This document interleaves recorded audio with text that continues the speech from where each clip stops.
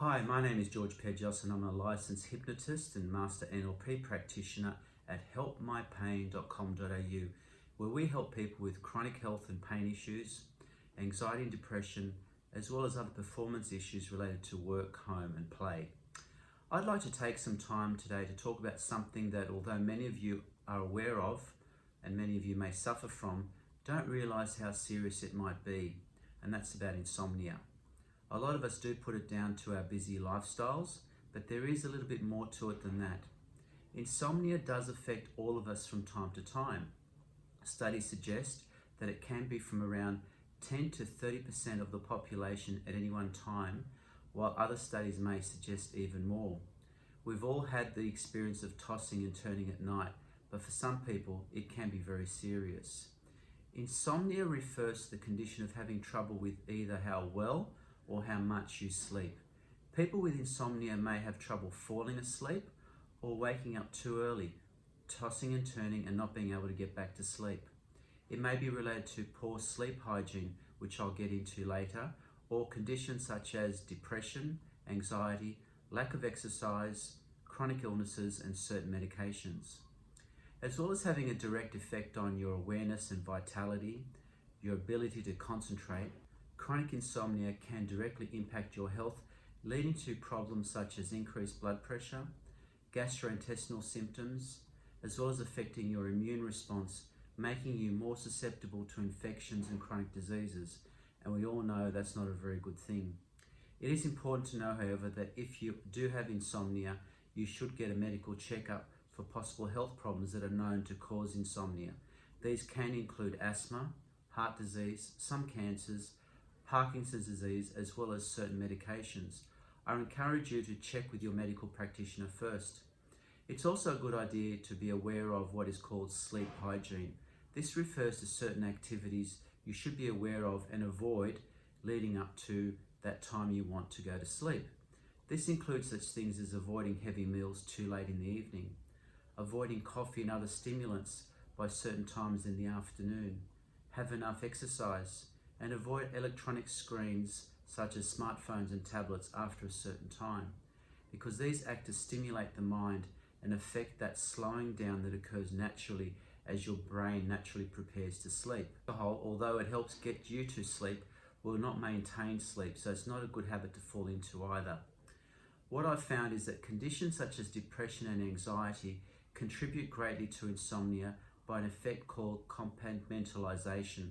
Simply put, most people have trouble with sleep, tend to play out occurrences over and over again. They may be related to something that happened or something they're worried that may happen. It's like having some bad song playing on an endless loop in your head. It's enough to drive anyone crazy. Don't get me wrong, there are many things that can legitimately keep you up at night, but for the most part, you should be able to deal with most of these issues within a few days or so. You see, whatever story you may build up in your mind, whatever excuse you give yourself, there's someone else out there with a story even worse, even more crazy. It's how we can process those events, how we process those feelings that we have that will help us move on. Neuroscientists have shown that we develop those patterns of thinking when we're young, watching and listening to our parents and caregivers. And even though they only meant the very best for us, they would wrap everything they said in words of caution, such as, be careful, you won't make it, you'll fall, or that will never work, or my favorite, are you stupid or something. It doesn't matter how positive we make ourselves out to be, because that part is only 5%. Our subconscious runs our actions, our thoughts, 95% of the time. And you know, that's the authentic part of you that's running the show on autopilot. That's right, on autopilot, and especially at night when the prefrontal cortex, that part of the brain that puts things in perspective, is shut down, that we tend to get caught up in a loop of negative thinking, not being able to rationalize and start to catastrophize, fearing the worst outcome. The good news though is that our brains can be rewired. Scientists call it neuroplasticity. Neuroscientists tell us that at any time between 1 and 30 times a second, now think about that, between 1 and 30 times a second, your brain cells or neurons connect together with other brain cells, forming tree-like connections, and it is these that connect all the information memories, beliefs, values, logic, and emotion. And these can be imagined exactly like electrical circuits, except they're much, much more complicated, ever changing. The same neuron that wired for one pathway, for some reason, can connect instantly in a totally different formation of neural pathways to form a different neural network. However, when the neurons connect and fire together repeatedly, the pathway between these neurons becomes a habit. They wire together, they connect, and the more they connect, the thicker the pathway, the thicker the wire becomes, until it becomes almost permanent. Another way to think about it is like creating a new road, but as a groove. Each time you use that road, you're carving it deeper and deeper, so that it becomes so deep that it's difficult to drive out of. You can imagine a neural pathway that includes extremely positive memories, beliefs, values, emotions, and logical conclusions, using the correct neurolinguistic affirmation to cause this neural network to fire.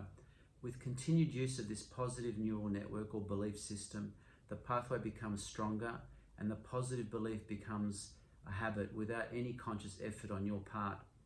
It's like that image we have of a rolling snowball in those cartoons we used to see as kids.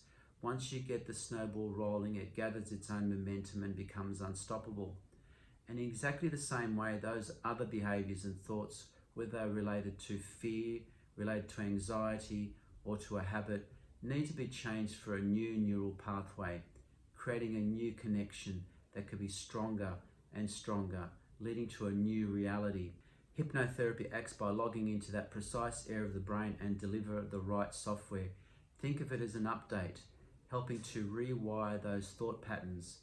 You know, the Russians used this first in the 1956 Olympics in Melbourne. They brought along 11 hypnotists along with the athletes and clearly beat everyone else in the medal tally. In fact, 24 more medals than the USA. They well and truly topped the board. I'm truly amazed at what people can do when they are empowered. The incredible changes that people can make within such a short period of time.